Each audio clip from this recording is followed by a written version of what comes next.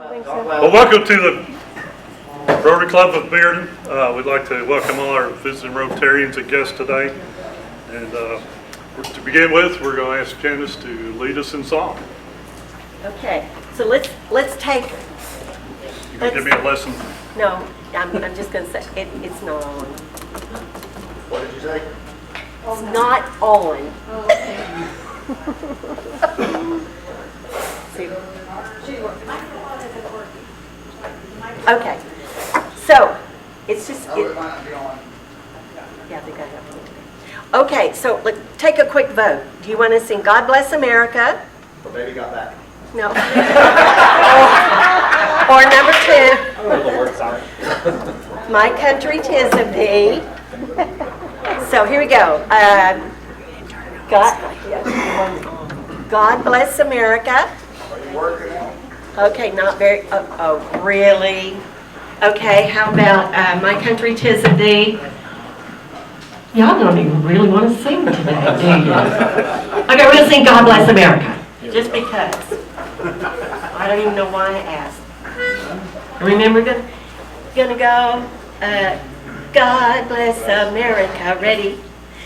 God bless America, land that I love, stand beside her and guide her through the night with a light from above, from the mountains to the prairies, to the oceans, white with foam.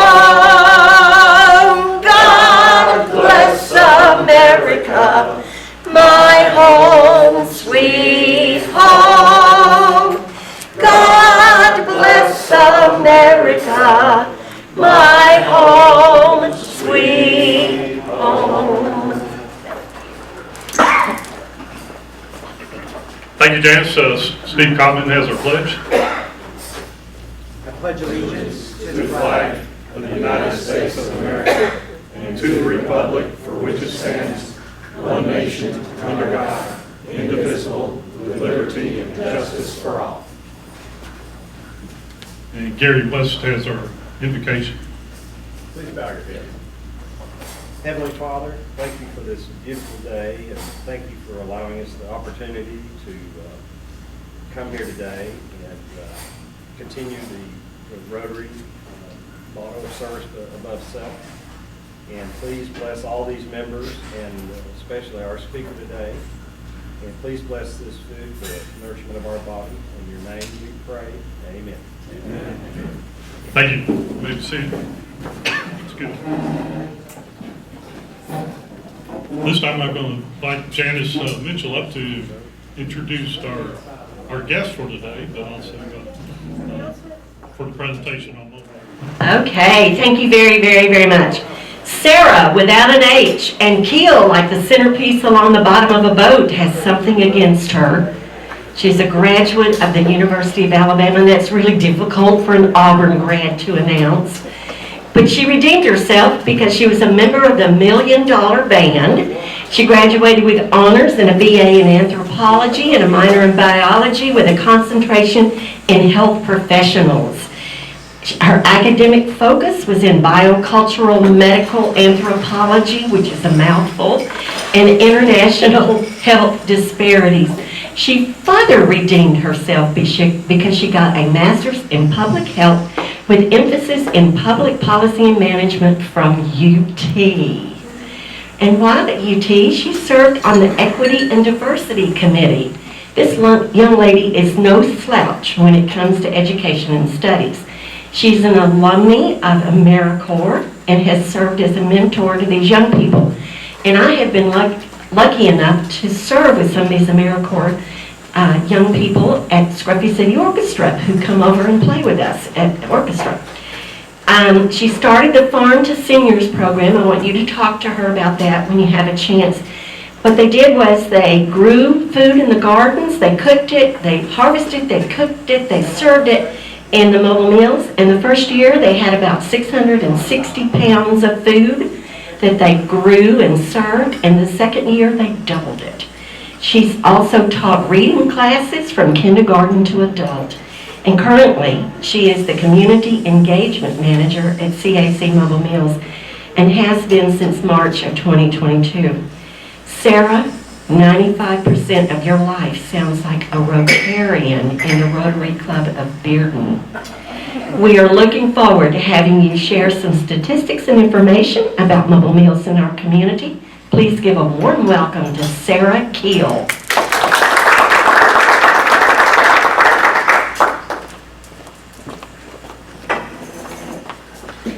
Hi, it's so wonderful to be able to speak to you all today.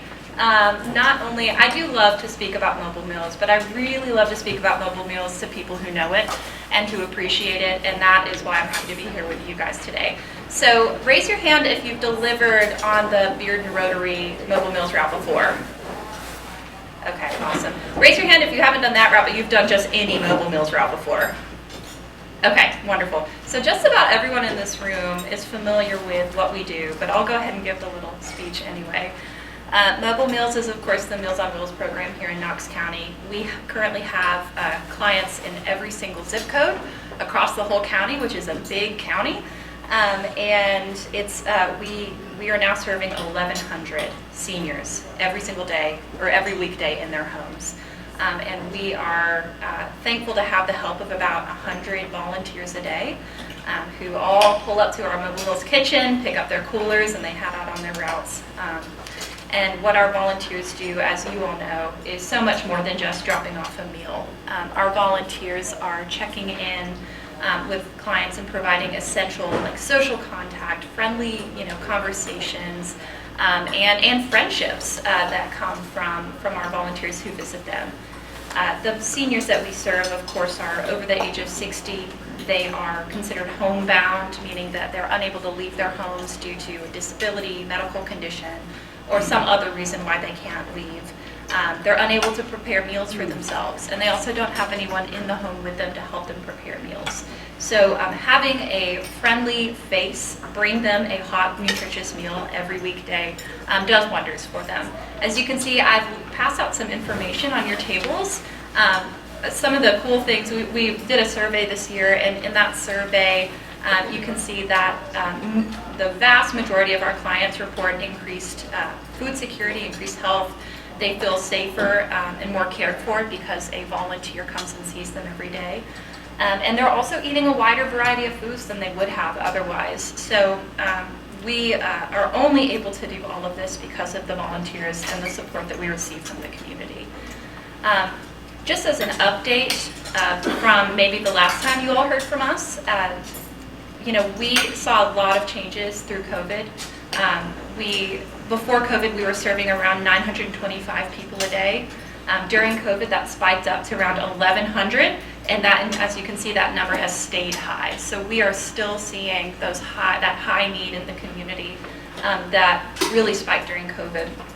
Another thing going on right now is that the senior population, we all know the senior population is increasing, but here in Knox County, they're actually increasing at twice the rate of the total population. And that's due to a range of factors, from this being a really popular retiree destination to just having a lot of people kind of enter that age group over time. And we love having a great number of older adults in our community. They bring so much to us, but with the issues that we've seen with inflation, the increased cost of food and fuel, a lot of people are finding themselves in need of our services. So we've actually had to add, maybe 2 or 3 routes within the past year just to help meet this increased need. And as you all know, for each of those routes, that means we need to find a person every single day to deliver that. So that's 5 people a week per route that we have to find. So we've really been feeling the pressure from the need. We are so proud that we still do not have a waiting list. That's awesome, because that means that any senior, when they reach out to us and they are in need, they get added on immediately. And for a lot of people, by the time they get to where they can reach out to us and tell us that they need our help, they're usually already in a pretty bad situation. So we are we are only, like, I'll say this 20 times, but we are only able to do all of this because of the hundreds and hundreds of volunteers that help us every day. We are anticipating, because of the rising costs of food and fuel, the cost to make a mobile meal has increased for the first time in over a decade. So with that comes the increased cost for us to deliver to all of the people who need it in the community. We've estimated that we'll need an additional $75,000 a year to keep serving the same number of people that need it in the community. One of the really fun ways that we're going to try and bridge that funding is we're bringing back our Power of the Purse fundraiser this year. Yeah, I don't know if you all knew that, but so who's heard of Power of the Purse? Yeah, awesome. So I'm happy to announce that that is coming back this year. It'll be September 14th. And so now through the summer, we will be collecting purses, donated purses from the community that will have some dedicated volunteers come and clean up and get them ready for the big sale. And it's a super fun event if you haven't been before. It's just a giant purse sale with a bunch of deals. There's food, there's drinks, there's silent auction, there's all kinds of fun stuff that night. So we're looking for purses. We're actually still looking for silent auction items for that event as well. So if you know someone with an Airbnb who can let us borrow it for a weekend, or if you know someone, your buddy who owns a business who might be able to give us a gift card for that silent auction, that would be wonderful. But all that to say, we are serving more people than ever, but we are seeing an incredible amount of support from the community to help us meet that need. And so thank you.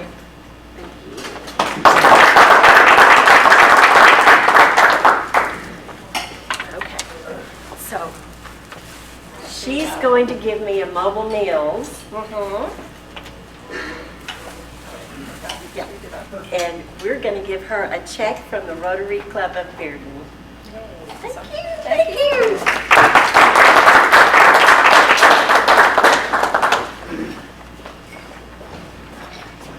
Thank you, Janice.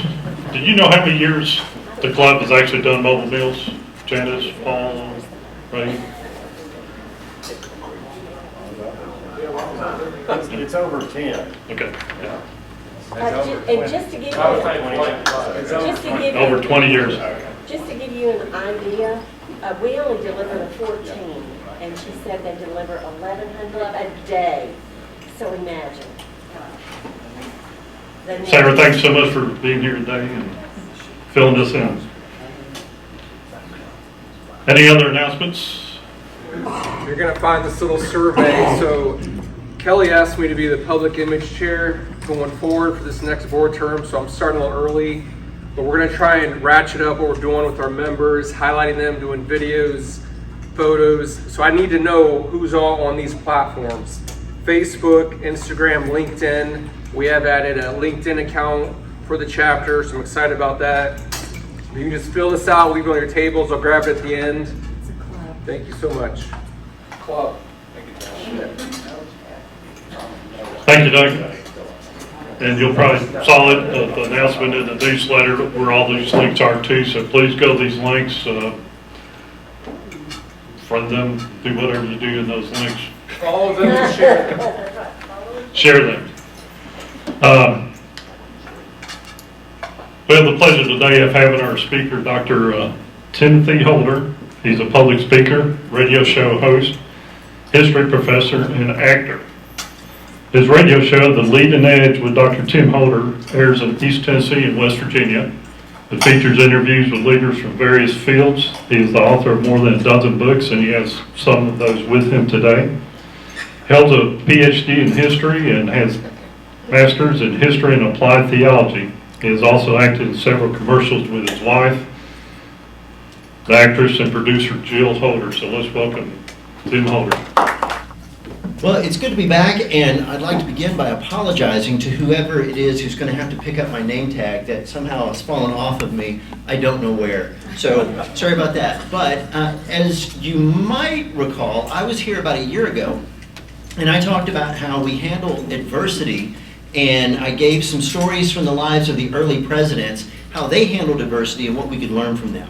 And so this year, I am back to once again share some different presidential stories. And one difference this year will be not all of the examples that I share will be positive examples, because we can learn not just from the successes of the presidents, but sometimes their failures too.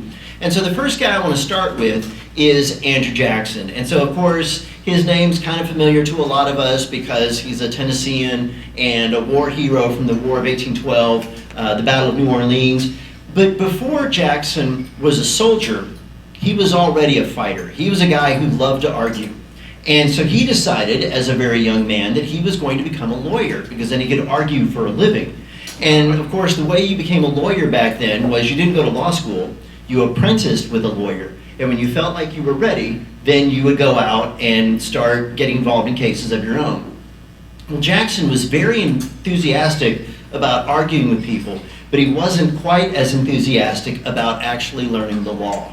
And so his very first legal case that he participated in, the opposition lawyer was the guy with the unusual name of Waitsell Avery.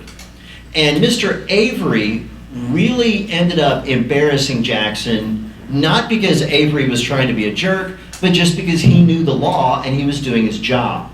And Jackson was getting humiliated in this court case. So Jackson gets a law book and he writes out a challenge to a duel and he threw it at the guy. And we don't know what the it was. Did he tear the page out of the book and crumble it up and throw it at the guy, or did he throw the whole book? We don't know. But he challenged the guy to a duel. And Avery was stunned because he thought, I'm just doing my job here. Why are you taking it so personally? But dueling was a pretty serious thing back then, because if you got challenged and you didn't show up, you might get labeled as a coward. If you did show up, you might get shot. If you shoot the other person, you might get arrested, because it's against the law to shoot people. So it was really a tricky thing to navigate when you were challenged to a duel. Fortunately, by the time the day of the duel arrived, Jackson had calmed down, and he showed up and Avery showed up, and Avery wasn't mad in the first place, and because Jackson had calmed down, they ended up not shooting each other, but honor was served or whatever. But many years later, when Jackson died, he died of congestive heart failure that was brought on partially from lead poisoning, from being shot in the chest, and the doctor was not able to remove the bullet. And so Jackson's tendency to duel contributed to his death.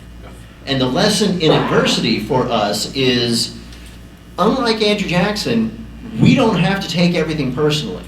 Whenever Jackson was challenged politically or disagreed with, he always took it as a personal insult and as an attack on his integrity. We don't have to live our lives that way.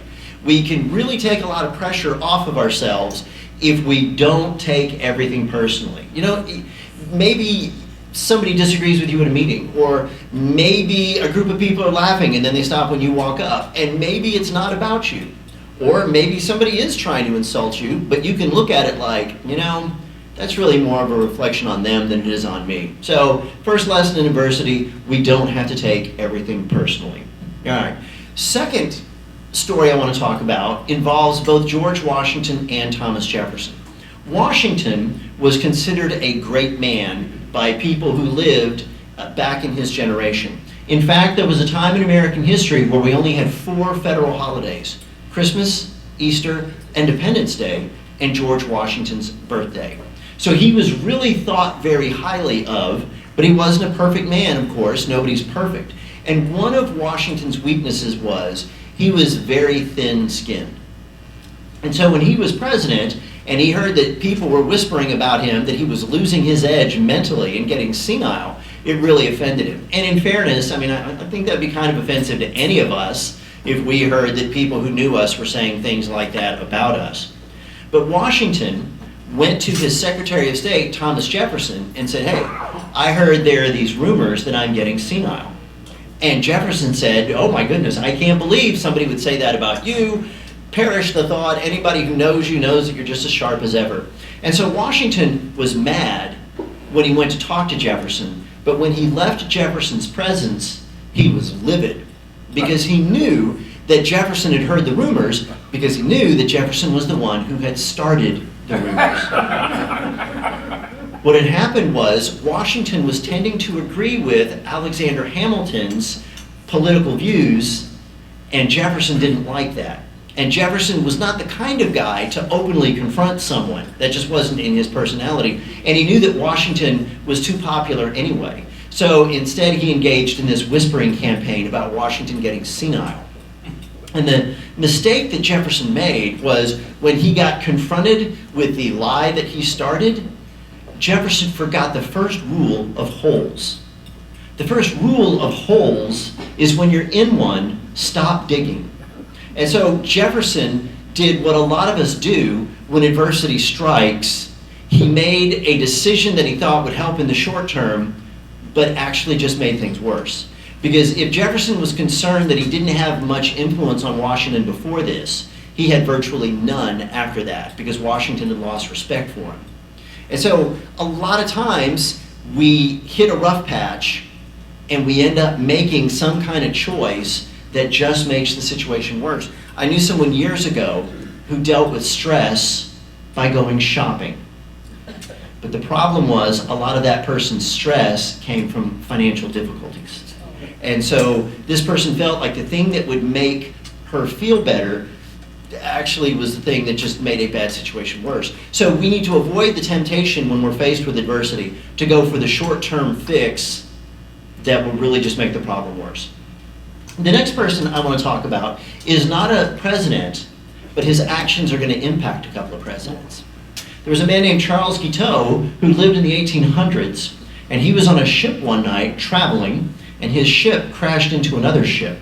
And both vessels sank, and fires broke out in their engine rooms. Some people drowned, some people were burned, but Guiteau survived.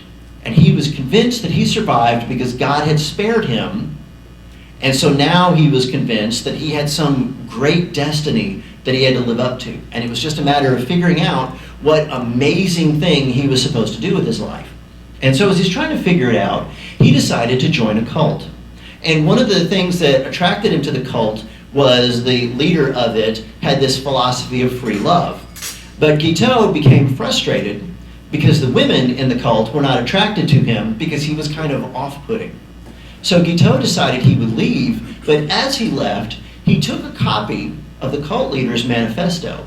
Because Guiteau thought, maybe this is what I'm supposed to do with my life. I'm supposed to take this manifesto and get the word out, because there are a lot of views here that I think are really great.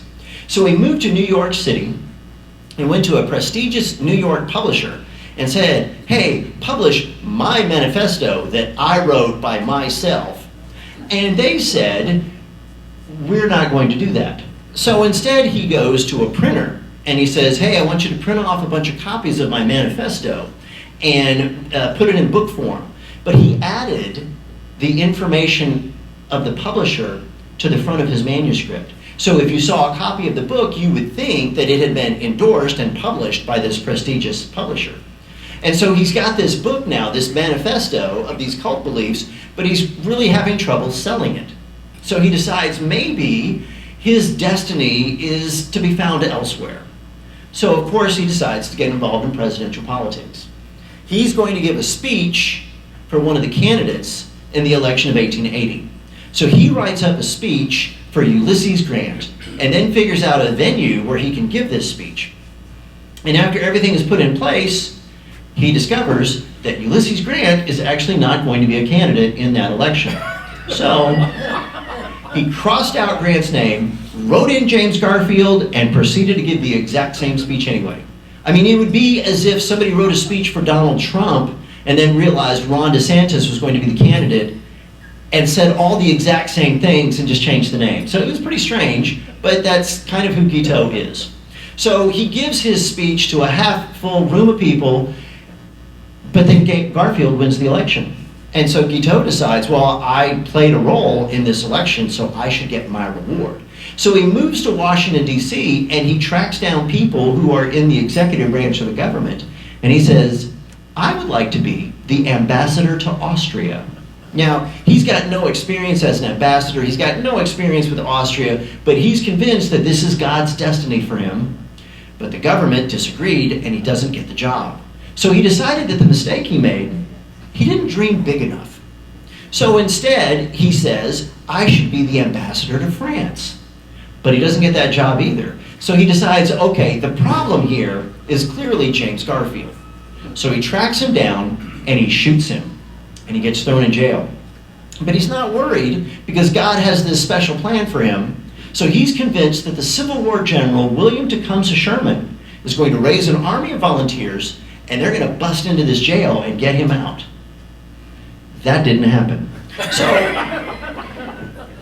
it's okay though, because he's convinced that since Garfield has passed away and there's a new president now, Chester Arthur, surely Arthur is going to pardon him because Arthur owes his presidency to the work of Charles Guiteau. Arthur doesn't do that. So Guiteau has to go on trial, and Guiteau says to the judge, you should really just let me go because the only reason I shot Garfield was because God told me to. And so I'm not really responsible for that, and God's not telling me to shoot anybody else, so it'll be fine to just let me go. The judge disagreed. Well, then Guiteau argues, okay, here's why you should let me go. You've got me on trial for murder, but I didn't murder that president. I just shot the guy. It was really the doctor's fault that, he didn't get good medical care. So the doctor should be on trial, not me. But again, the judge disagreed, and Guiteau stood trial and was sentenced to death, and he was executed. And the point of the story is that life is a test, but it's a multiple choice test, and we've got to figure out the right answers. Sometimes things happen to us, and we've got to figure out what we're really supposed to learn from that adversity. Guiteau decided that he had some kind of special destiny and was very confused as to what that should be. Now, fortunately for us, we're not lunatics like Charles Guiteau, but still sometimes people face adversity and they don't learn the right lesson from it. Somebody cheated me in business, okay, that must be how the game is played, and so I'm going to cheat the next guy in business. Somebody was bad to me in a relationship, so hey, I guess that's how we relate to one another. I've run into a financial difficulty, so I'm going to take financial advantage of someone else. And so we need to be sure that we learn the right lessons from our adversity. And really, the key to that is knowing our core values and holding on to those. Next president I want to talk about is Theodore Roosevelt. And he had 2 days in his life that were worse than any single day in the lives of most of us, I hope all of us. The first really bad day in his life occurred in the 1880s. Roosevelt was 25 years old, very devoted to his family. His father had already passed away, and his mother was living with him and his wife, and his mother passed away. And so that was a sad day for him, being just 25 years old especially. His wife, who was in her early 20s, died on the same day. And it was Valentine's Day. So it was just an incredibly sad day for him, and it was so sad that Roosevelt decided, I can't even live in this house. And so he left his home and moved to the Dakotas. Now, it wasn't uncommon in the 1880s for a rich young man to read a novel, an old Western or two, and think, wow, the West sounds really exciting. And so these rich young men would move out west, they'd buy themselves some fancy Western clothes and strut around town for a few weeks. They would get bored when life didn't live up to the novels, and then they'd go back home. But Roosevelt saw that life was a test, and he was always wondering, was he tough enough to pass it? And so he stayed in the Dakotas for a few years, had a ranch, bought some cattle, hired some cowboys, and he saw that the life of a cowboy was tough and dangerous. And so he decided he wanted to see if he was tough enough to do what they did. And it was kind of awkward at first because Roosevelt was a very overeducated Easterner. And so he would see the cowboys try to move the cattle from point A to point B. And they'd wave their hands in the air and wave their hats in the air and sometimes shoot their guns. And they would make cowboy noises like, yeah! Okay, so Roosevelt says, move forward thusly to the cattle. Move forward thusly. And so, of course, the cowboys laughed at him. Hey, look, he just told them cows to move forward thusly. But he won their respect because he was so brave and tough and willing to do the work with them. And so he's able to overcome his sadness just through hard work and focusing on other things and trying to be productive. And he eventually moves back to New York. He gets back involved in politics, serves as president, takes 4 years off after 8 years as president, but then decides to run again. And one day he was going to a campaign stop, and a man walked up to him and shot him. Now, fortunately for Roosevelt, he'd written out his speech and folded up the paper and stuck it in his pocket. And he also had some reading glasses in a little case, and that was in his pocket. And so it slowed the bullet down, but he still got shot. And so he goes to give his speech, and he says, okay, I'm not going to be as boisterous as I normally am because I've been shot. And he proceeded to give his entire speech anyway. And so his shirt was just drenched in blood. And so he goes through all of this adversity, which makes his quotation that I'm going to share with you, I think, that much more powerful. He said, pray not for lighter burdens, but for stronger backs. And I just think that's great advice. We can't always avoid adversity. So, there's no sense in praying that we will always avoid trouble, but just to pray that we are strong enough to endure it, that's pretty good advice. I'm going to share one last story really quickly. Okay, so George Washington. He's a young man, and he sees what's going on with his family, and he has a vision for his life. His father was a successful landowner, entrepreneur in colonial Virginia. His father had several children, then his wife died. Dad remarried. The new mom, the second wife, had George Washington as a kid. So he sees his older half-brothers and how their lives have turned out, and he thinks, okay, what's going to happen is I'm going to start my education in Virginia, I'm going to move to England and go to college and get a first-class gentleman's education, then I'm going to come back to Virginia life and get some land from my father, and I'll enter high society in Virginia. But his dad died when young George was just 11 years old. And so that affected Washington in two ways. Besides just the trauma of losing his father, it meant that as the oldest male heir on that property, he would be expected to take on more responsibilities. And it also meant that his dad's inheritance, the land and the money, was going to be split up. And Washington's mother would only get some of that, and the rest would be doled out to these sons from a previous marriage. So Washington is not going to get a first-rate education, and he's not going to get automatic entrance into high society in Virginia. So what does he do? A few years later, he becomes a land surveyor. Now, who is going to want land surveyed? People who are rich and powerful enough to own land or want to buy land or sell it or whatever. So he uses the job to cultivate relationships with the most powerful people in Virginia. And he uses those relationships to get for himself a high-ranking commission in the Virginia militia. And he uses his position in the militia to gain military glory. And he uses that military glory to impress the ladies, including a super rich young widow named Martha. And he uses his prestige of being now one of the wealthiest men in Virginia and having this solid military record. That helps him to become the commanding general in the Continental Army. And then after he wins the war, that turns into him becoming president of the United States. And so from his troubled beginning, he's able to daisy chain his way into a very successful life. And he does that by not focusing on what he couldn't do and couldn't have, but instead focusing on what he could do. And all too often in life, we are so distracted by the door that doesn't open for us that we fail to see what's there. And I actually shared this principle a year ago. I just talked about it in the context of a different president because it's such, I think, a powerful lesson for us in life. And so there are several examples of how to deal with adversity.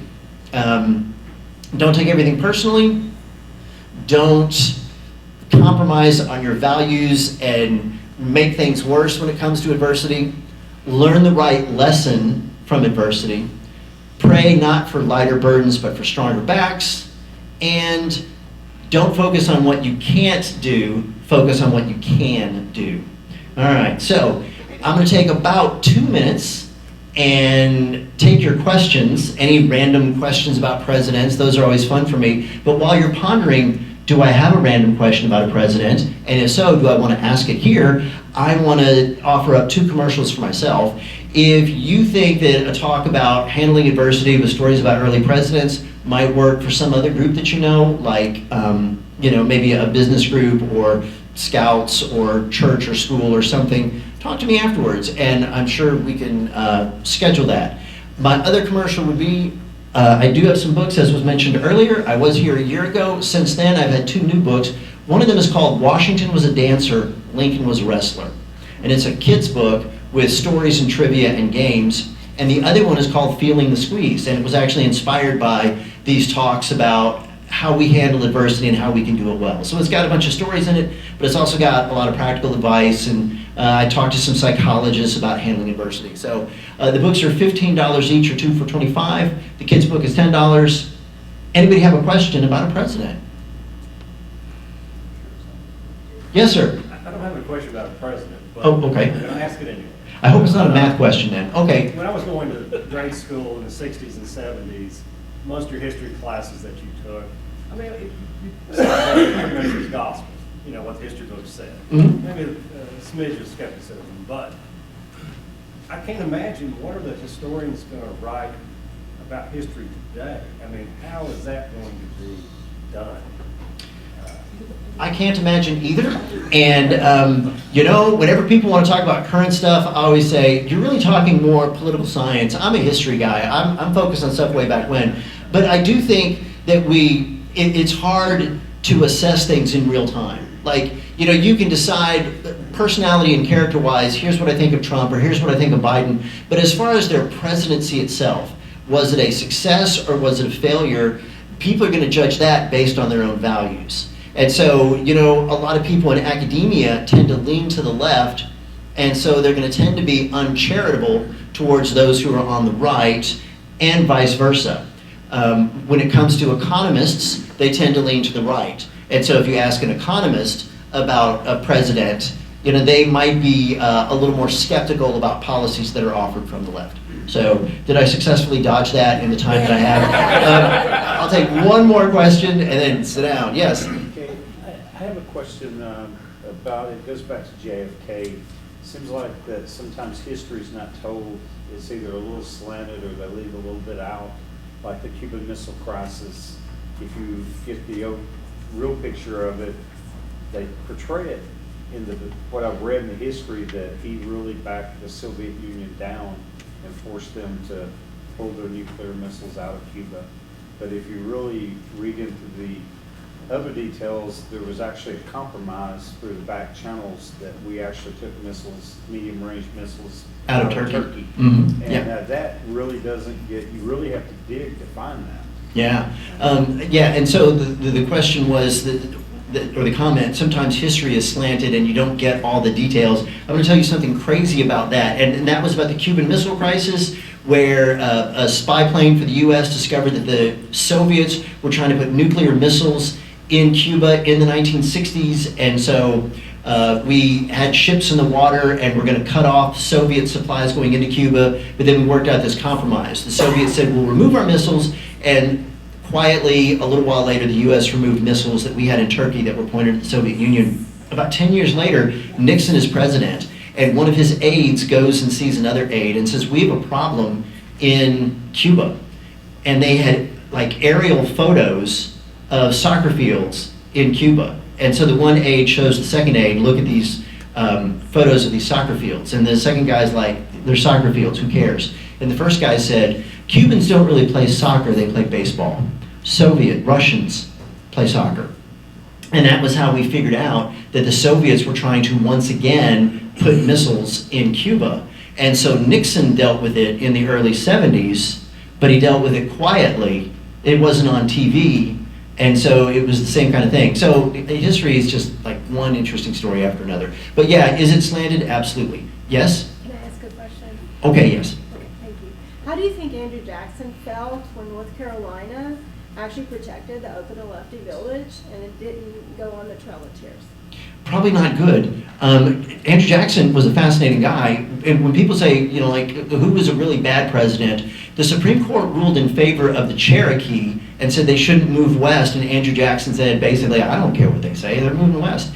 And so, the thing is, other presidents have broken the law, but they've had the decency to pretend that they didn't. And so Andrew Jackson was just like openly, I don't care. And so, yeah, anybody who stood up for the Indians would be weird to him. That said, he adopted a couple of Native American kids himself. And so you think, well, that's surprising behavior. But he was an orphan, and he felt sympathy for an orphan. Okay, I need to sit down. Thank you very much for your time. What's the reading level for the children's? Oh, sixth gradish, give or take, fifth, sixth grade. Oh. Thank you, Dr. Holder. One of the things that we do is to recognize our speakers and donate a book to Pine Gap Elementary School that we have a reading program in. And so if you would, sign the front of this book and we'll present this to their library. Thank you. What's the name of the book, Bruce? What's Name of the Name of book? the book. The name of the book, Share Some Kindness, Bring Some Light. There you go. That's nice.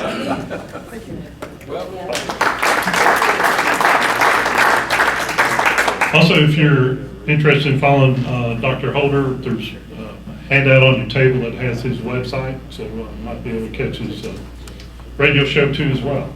So,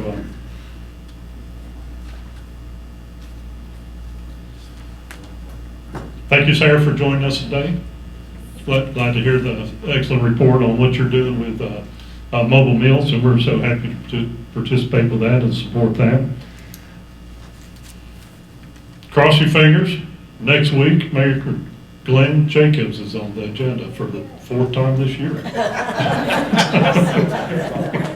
So you want to come and see if he shows up next week. So who has Smokey today?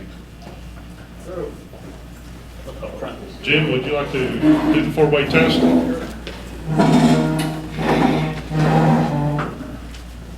This is a one-way test of Rotary International. The first. Is it the truth? Second. Is it fair law concern? Third. Will better friendship? Fourth. Will be beneficial to all concerned? Yeah.